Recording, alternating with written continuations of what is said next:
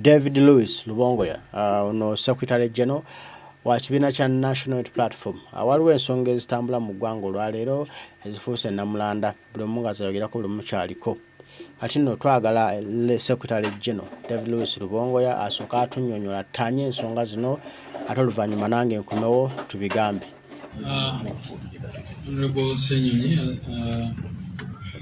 and all the families that are here today, I decided to speak before the victims so that I can also add some of those issues. So, maybe let me first say this in English. One, the Human Rights Commission wrote back, the so-called Human Rights Commission, because I really don't think it's a Human Rights Commission anymore. It is something else, because if Wangadia can speak the way she speaks about human rights, and then she's the person who is supposed to be leading the charge against violations of human rights, then I don't know why we should even be calling it that. But she just talked about 30 people who reported to the commission. That is not to say that the abducted NUP supporters are only 30. It is simply because after reporting that case to them in November last year, and they did not take any steps until, recently giving us the report which I'll be talking about, we decided not to even bother going a lot of times to the Human Rights Commission. But as you've been seeing, many times we have filed cases before the High Court, habeas corpus orders, etc., etc. So the abductions have been going on. It's not only the 30 cases that she talked about. So I wanted to indicate that. That is why you see people like Sesanga Bate, people like Wambale Joffrey, people like Alex Kayua, and many, many others do not appear in the list of the Human Rights Commission, because we have been trying to file cases with other organs and agencies. It is also important to note that immediately after elections, the people who were abducted were so many people whose whereabouts we did not know, and good enough the media covered some of those cases. People who were abducted and later on resurfaced. Also, some people told us that their people died in detention. So all those cases, some of them have not been reported to the Human Rights Commission, but they are court cases, etc., etc. And very soon, we are going to release our own human rights report detailing all those cases that have been happening. Almost every week, we receive reports here of people who have been abducted for supporting NUP. This morning, I was speaking to a young man who has just been released after 3 months. He was taken away from Iganga, spent three full months, and he was only released 2 days ago. 3 months in detention, and his family was not allowed to access him, the lawyers, etc., etc. And even as we speak, we have new cases like the gentleman there whose person was from Kayunga. Where Kayunga Aliwa? Yes. So there are many other abductions that have been going on, as some of these people will tell you. The other thing I want to talk about in response to Wangadia, she said casually that, we contacted CMI and other military facilities and found that some of the people are detained there on lawful charges. You can imagine. The Constitution of Uganda, Article 23, Clause 3, clearly says that any person arrested must be kept in a place gazetted by law. You cannot take people and start holding them in CMI cells and safe houses. And then the Human Rights Commission is silent about that. Those are not places gazetted by law. And so the Human Rights Commission and its boss, Wangadia, should be very, very ashamed that she's speaking about this casually. If you see the list she gave us, she released, of the 12 people who she said have since been released, all of them, without exception, were in detention for close to a month or more than a month. Journalists, including Swabra, who is seated right there, how long she spent under incommunicado detention. The law says that if you arrest someone, their family members, first of all, must be informed, their lawyer must be informed, the very person must have access to their lawyers, doctors, etc. And Wangadia is silent about that. So what kind of Human Rights Commission is that? People are tortured. Can you imagine that woman? She came up and said that we took border victims and said they are torture victims. How can a Human Rights Commission head be so shameless and so callous? I have written back to her and challenged her to give us one person, just one person, who she knows was a victim of an accident that we reported to them. Because all cases that we reported to them, whether it is sexual assault, whether it is all the things that we do to our people, all of them are on record. There's no single case that we have filed with the Human Rights Commission where there is no evidence. But as you also know, the circumstances under which we live. I'll talk about Marinos, for example. You saw in her letter, she said that Marinos Alexandros, that lady, they tried to reach out to her, and then, but you all know what happened to that lady. Once she came out and talked about the fact that she was sexually assaulted, they came out immediately and paraded people and started denying those allegations. She started getting death threats, and she was forced to run out of the country. She is an exile suffering because she feared that those people are going after her. They started calling her on unknown numbers, telling her she was going to be killed if she did any other interviews about that matter. She also talked about Mwesigo Eric, whose story you all know. I asked her in the letter I sent to her, Madam Wangadia, when that man came up and was with Felix Kuraije saying that NUP is the one which tortured me, they immediately wrote to us saying that, you know, we have decided to close the file because we saw that man in the media saying that it is you who tortured him. When the same man came out to say that actually those people had abducted him again and forced him to say what he said on TV, the Human Rights Commission did not come to ask us about it, and now they don't even have any shame to mention it as one of the cases. So how can a Human Rights Commission, which should be interesting itself in these cases, in these matters, behave in such a manner? So I think I've spoken about those two cases. They talked about the question of national IDs. Good enough, some of the people here. How many people have IDs? All those people, muziwanike abamawulire bazirabe. Abamu bayina national IDs. Eyalwemba Mustafa erya mukiraba oyo omulaba ina akapapula akebyokulonda. Of course, some of the other people were abducted with their IDs on them. If someone is moving on a border and you abduct them and they have their national ID in their pockets, how do you expect them to produce that? But good enough, several of them have the IDs and other identification documents of their people. But we also told them there are LOCs where these were taken. Let them go and ask those people whether those people did not exist there. So the Human Rights Commission is not just, she's just taking it very lightly, because the Human Rights Commission, if you look at Article 51, 52, 53 of the Constitution, should be a very, very serious body. We should have seen a public hearing about this matter. They should have invited witnesses, people who saw this were being taken away. It is a very, very serious issue which Wangadia and her people have decided to take very, very lightly and certainly in a partisan manner. So finally, I'll say the 18 people, of course, which she says are still missing. As I said, there are many more than 18. Some of them are here. They are victims. They are family members. But those 18 people, we demand for them. I saw her saying that she has closed the files of those people. How shameless. So we are, like Honorable Senator said, we are taking these people to tell Wangadia, do not close these cases, because our people were taken away in broad daylight by the military, by security operatives. Everybody saw those who were being taken away. So their family members are here, and that is what they are going to be telling Wangadia. Some of the people are here, good enough. She said that, for example, they will speak for themselves. That, you know, we tried to contact some of them and they said they are no longer interested in these cases. How shameless. They are here, they will speak for themselves, and we are taking this one to the Human Rights Commission so that they tell us who they contacted, because these families have been suffering, moving to every prison, moving to every police station, looking for their people. So I don't know if I should summarize that in Luganda a bit. Onakulwalero tuli wano mwebalenya abamawulire okujja nga bwemanyi ensonga y'ekiwamba abantu kyagenda mu maaso mu ggwanga. Kyanaku nnyo nti gavumenti oba regime ya Museveni esazeewo okweyisa bweti. Sisuubira nti ne regimes ze boogerako ze batera nnyo okukolokota nga bagamba zaali ziviolating eddembe ly'obuntu tizaatuuka ku kintu kino kye bakola mu ggwanga lino. juzi mutulabe naffe nze ne Honorable Senyonyi nga batuteeka mu drone amaje ngagaja nega you wonder what kind of state we are living in.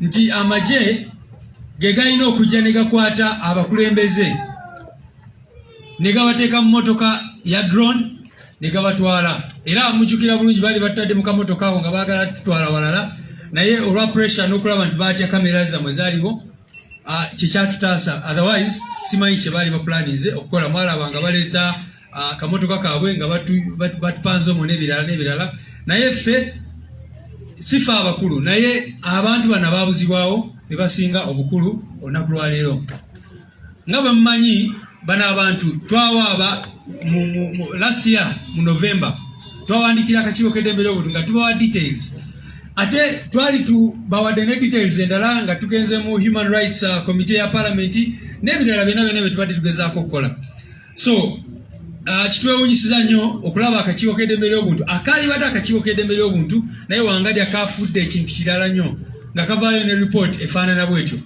ekisooka bagambye nti abantu 12 kwabo be twabawa baateebwa dda ne tubuuza wangadya gwe kennyini wawandiise mu bbaluwayo nti bano abantu baamala omwezi mulamba mu kkomera oba emyezi 2 si mu kkomera mu prison wabula mu mikono gyabyo by'okwerinda either ku CMI oba mu safe houses n'ebirala ne tumubuuza osobola otya obutogera ku nsonga eyo kubanga eyo nsonga nkulu nnyo enyingo ya 23 mu ssemateeka wa Uganda egamba nti oli bw'omukwata omuntu omunauganda yenna bw'oba omuarrestinze ekisooka olina okutegeeza family members be oba next of kin ekyokubiri alina okubeera ne access ku bannamateeka be ekyokusatu bw'aba asabye nti ayagala kulaba omusawo we olina okumuwa access eyo ekyokuna olina okumunyonyola lwaki omukutte naye kati kye bakola bajja ne bakwata omuntu ne bamuwamba ne bamubuzaawo n'amala omwezi mulamba emyezi 2 nga teri amanyi omuntu oyo gyali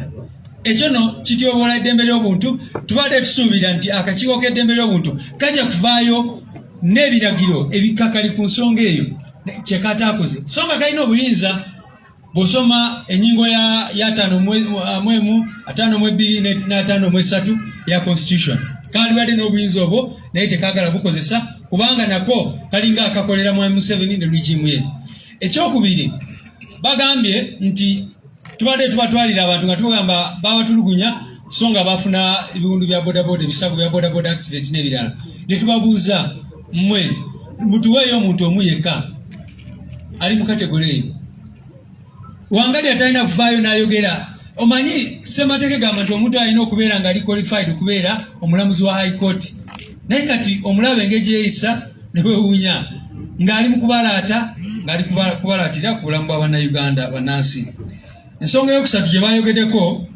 nti bano abantu baffe be tugamba nti babuzibwawo nti tebaleeta ndagamuntu ekirungi abamu baziina wano era bagenda zitwala ku kakiiko k'eddembe ly'obuntu olunaku lwaleero naye abamu baabakwata nga baziina oli bw'aba atambula ku booda ng'alina national ID kati novaayo n'otugamba nti ate tukuleetera ID kikyoba otegeeza ffe twabagamba abantu abo bonna gye baali waliyo ba LC wali abantu abalala bagende bababuuze abantu abo bonna babamanyi tibaaliyo ensonga y'okubiri nawulidde agamba nti tetwaleeta bujulizi bwa tocha bano abantu oli bwe bamutwala ne bamutwala mu CMI ne bamutulugunyiza eyo nga Masereka bwe baakola n'akoma wano n'ebisago n'ogamba nti agende aleete obujulizi ku muntu eyamutulugunya kikyoba otegeeza simanyi bamutegeera bannange nti oli bamutulugunyiza mu safe house kati addeyo agende identifying omuntu eyamutulugunya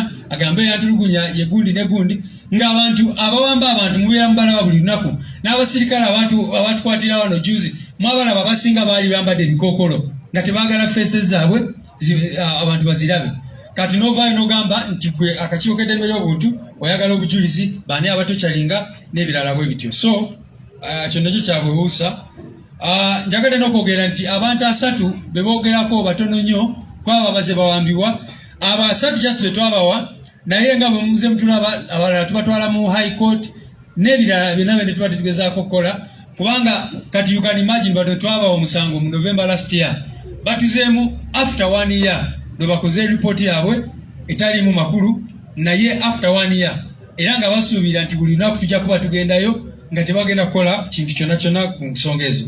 Mubawulidde nga boogera ku Marinos ne bawa example y'oyo omukyala eyakwatibwa n'avaayo n'abyogera. Mukimanyi bulungi oyo omukyala bwe yavaayo batandika omutiisatiisa okumutta era n'adduka mu ggwanga ali yabonaabona olw'embeera. Kaakati oyo omukyala waali ku ssimu era leero njogedde naye ku makya nemubuuza baali bakubireko ku ssimu n'agamba nedda tebankubirangako nange mbadde nninza ensonga zange kumanya omusango gwange gutuuseewa. Tebamukubirangako ku WhatsApp tebamukubira. Ate n'ekirala kye tubabuuziza ffe nga NUP fe bababyeje emisango bw'ogamba nti onoonyeza mukyala Kibalama n'otamufuna lwaki towandiikira NUP ne mukunoonyeza? Kubanga NUP ebanga yaleeta omusango bano baba bajulizi.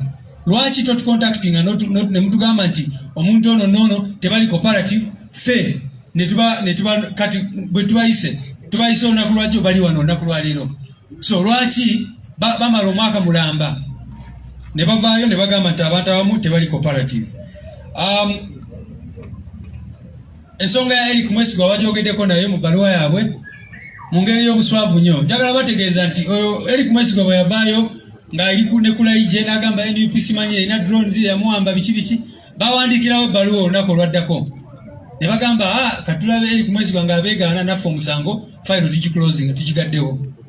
Bwe bamala okukola ekyo Eric Mwesigwa yennyini n'avaayo n'agamba nti amagye ge gaali gamuwambye ne gamuforcinga okwogera ebigambo ebyo.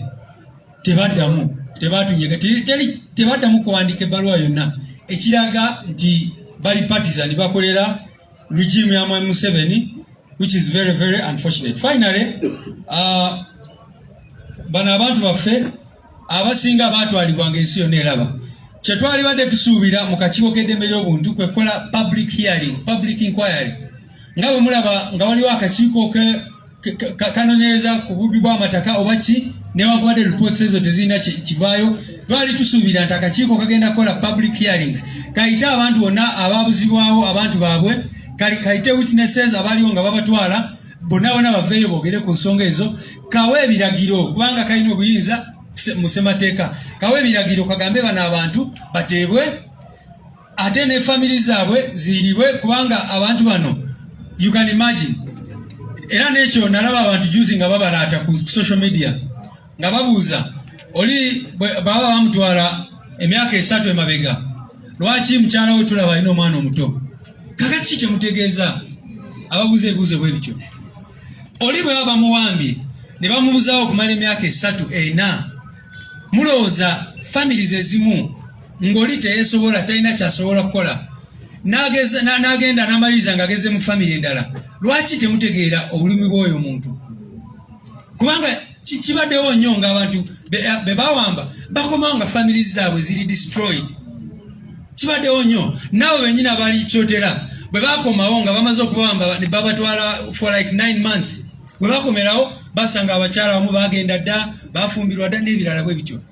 So abo abantu ba regime aboogera ebigambo ebyo Mukama abasonyiwe. Kale kati I think I should hand over back to you Honorable Senyonyi tuyite bano abantu boogereko ery'eggwanga. Mwebale nnyo.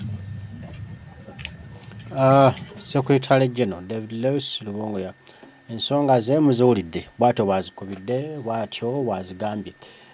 Gavumenti ya Museveni yonna nfu efuufulufu kati buli ekikolebwa kifu olw'okuba bakubirira ebiraka balowooza kijja kubayamba era Museveni alowooza ti n'agenda nga byakola bya bulimba bw'anaagaana okwogera amazima bannayuganda bajja kumwagala, so ayongera kwekunamya kuba okukola ekintu ensi yonna n'ekiraba nga kiri ku kamera, ensi yonna n'ekitegeera nti gwewambye gundi so and so era munemane mweyogera, then at the end ne weegaana ne mukola ebitasaanidde abaana b'abandi ne bayokebwa ne battibwa ne babuzibwawo. Kati abaana b'abandi bali mu kusaaga, bali mu kuzannya nga bazannyira mu bulamu bw'abataata baffe w'abaganda baffe. Kibi nnyo okuba nti tulina Uganda erimu abantu nga bwe batafa ku bannaabwe, batafa ku bannansi wabula abeefaako bokka. Tumanyi nti one day Mukama Katonda yennyini eggulu yennyini byonna n'ebyo Mwami Museveni ebimuwanisa okulowooza nti ye alina amaanyi mangi bangi babadde nago era nga bakitalo n'okumusinga naye nga ebyabwe byajjula dda. So tubeere n'essuubi tumanye nti one day Uganda yaffe ejja kutereera. Wabula mbaagala nnyo mwenna abaliko mwebale kubaako mwebale kutugoberera mwebale kutwagala Donda gwe nsaba 10 tujja watuddamu mweraba.